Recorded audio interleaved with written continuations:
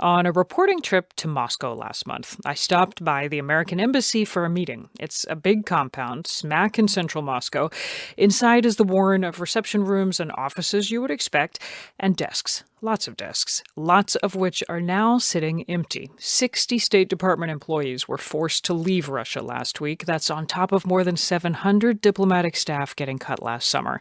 NPR's Lucian Kim reports on the costs of America's shrinking diplomatic presence.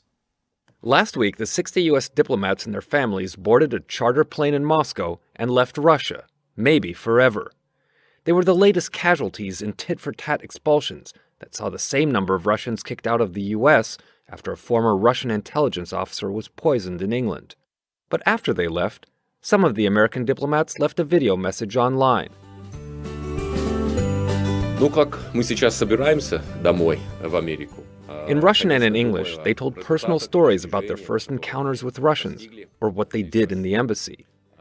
Maria Olson, the embassy spokeswoman, was among them. I'm departing here very sad at having to leave my friends and my colleagues, including my Russian colleagues who are very professional and very invested in trying to build better U.S.-Russia relations. The latest round of expulsions split up families, sent home Ambassador John Huntsman's personal interpreter, and wiped out the entire political section. While these diplomats will eventually be replaced, former Moscow Ambassador James Collins says it's bound to hurt relations with Russia.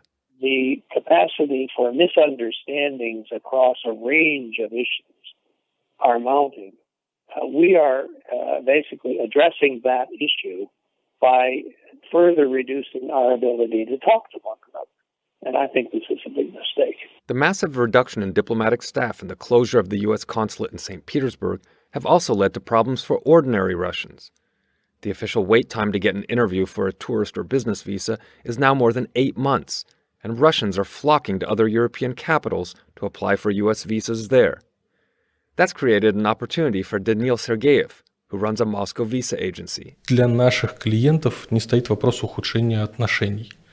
Они как ездили в Америку. Our clients aren't concerned about worsening relations. Maybe they first went to America as a student, then with their parents, and now they want to visit Disneyland with their kids. They just want to be tourists. Sergeyev says he hasn't heard of anybody getting a tourist visa in Moscow since last summer. He's advising clients to try U.S. consulates in Helsinki, Prague, or Seoul, depending on what part of Russia they live in. But not everyone can afford an extra trip just to get a visa, so many young Russians look for a piece of America in the U.S. Embassy. While outside Moscow traffic snarls past, inside the American Center, there's the institutional feel of a high school anywhere in America. On Tuesday evening, there were 3 things going on simultaneously: an English class, a lecture on Siberian tigers, and an informal award ceremony for college students finishing a course on environmental awareness, complete with a pizza party.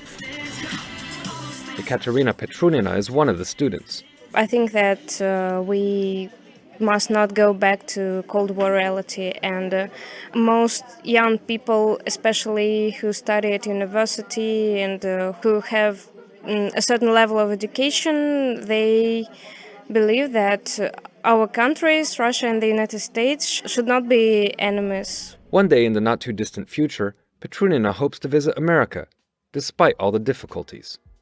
Lucian Kim, NPR News, Moscow.